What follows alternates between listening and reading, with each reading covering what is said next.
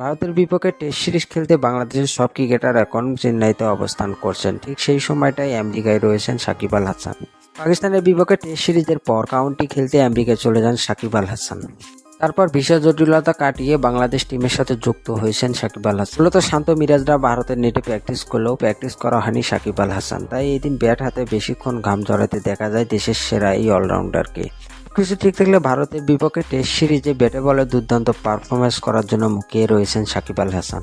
এদিকে দলের সাথে সাকিব আল হাসান যুক্ত হয় স্বস্তি ফিরেছে বাংলাদেশের ক্রিকেট, কারণ সাকিব আল হাসান এমন একজন ক্রিকেটার যে কোনো দলকে একাই হারানোর ক্ষমতা রাখে। তাই ভারতের বিপক্ষে টেস্ট ব্যাটে বলে দুর্দান্ত পারফরমেন্স করে আবারও টেস্ট ক্রিকেটে নাম্বার 1 হতে চায় সাকিব আল হাসান।